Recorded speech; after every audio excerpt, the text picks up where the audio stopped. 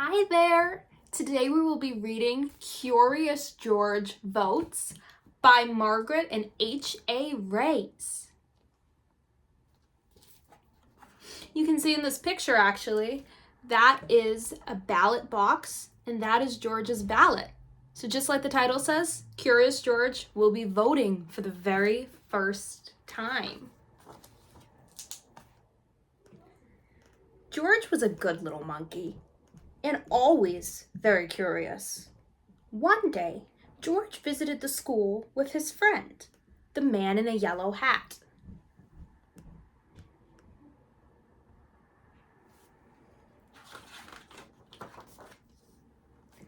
"Wait here, George, while I talk to Mrs. Wolf," the man said. "And try to be a good little monkey. I will be back in a few minutes." George tried his best to sit still, but a school is full of things to interest a curious little monkey. A class of kids passed by. George wanted to walk in a neat line too.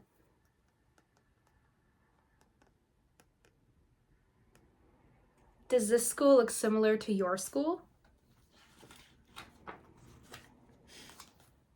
The cafeteria buzzed with excitement. Kids were eating their lunches and talking about their favorite animals. They were getting ready to vote for a new school mascot. Each child could choose a single piece of paper with a tiger or owl on it and place it in the ballot box. At the end of lunch, the animal with the most votes would become the new school mascot. The bright posters everywhere were hard for a curious monkey to resist, even one who was trying his best to be good. Let's take a closer look at some of these posters. You can see this one says owl for mascot, this one the tiger, this one the owl, the tiger again, another tiger, and lastly the owl.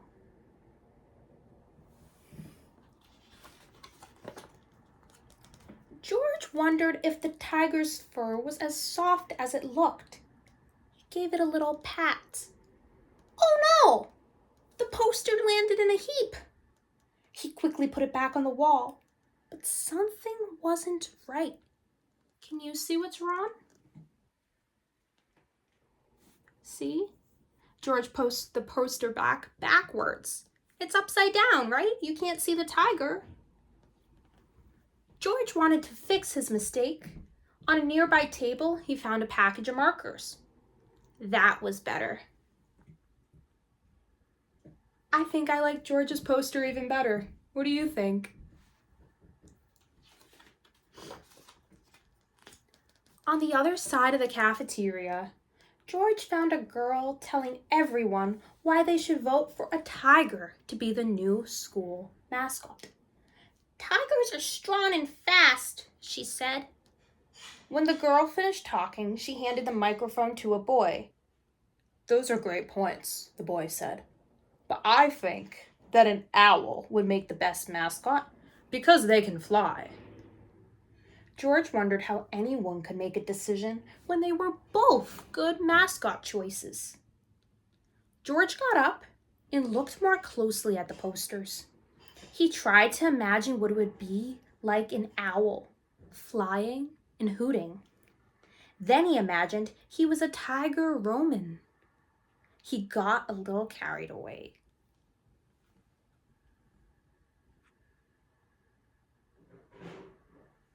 What do you think George is going to do next?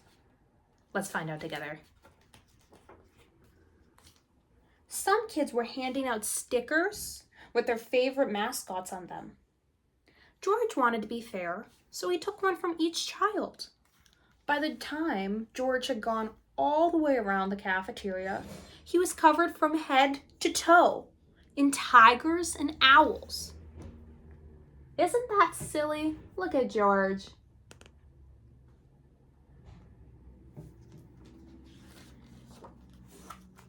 George was proud of his new stickers, but when he got all the way around the room, he noticed something.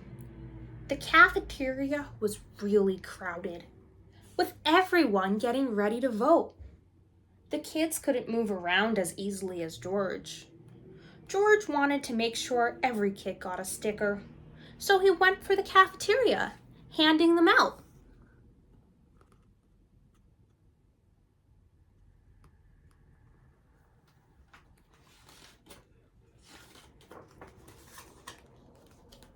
George made his way back to the front of the cafeteria. On the table with the markers, there was a big, strange box. It had a slot in the top.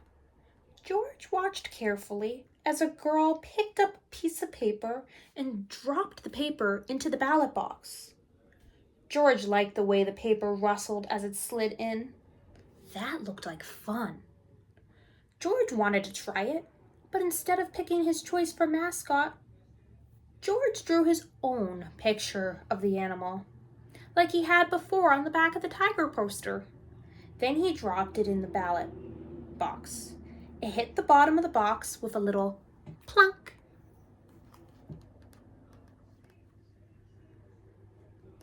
You've seen this before. We were looking at the ballot box on the cover of the book, remember? This is the same one. He dropped 3 more in, all at once. Swick! They just fit through the slot. He wondered how many ballots he could fit into the box. As it turned out, he could fit a lot.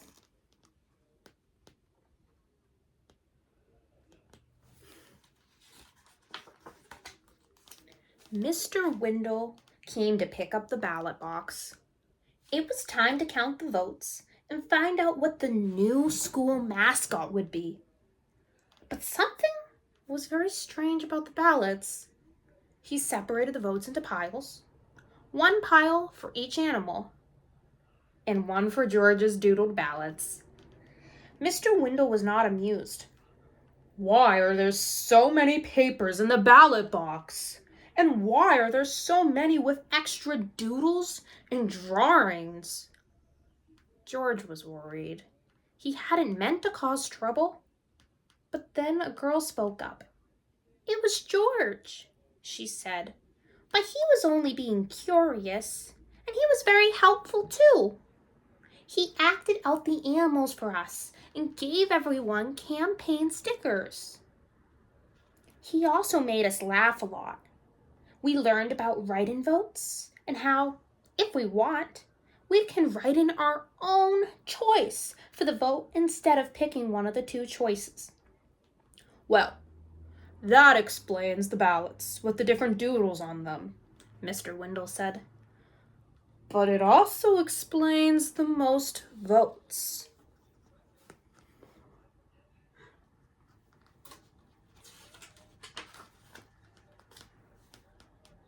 There are 15 votes for the owls, 10 for the tigers, and 20 write-in votes for the monkeys. A monkey will be a good mascot because they are curious about the world. George and the kids ate pudding cups to celebrate the new mascot. In honor of the new mascot, the teachers decided to have bookmarks made with a monkey on them. They could sell the bookmarks to help raise money to buy a costume for the new mascot.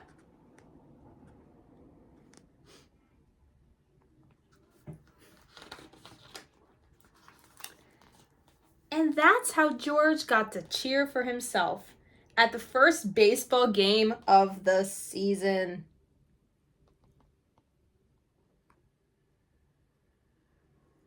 I like that ending because in the end, if a monkey became the mascot, that would make George the perfect mascot of the school.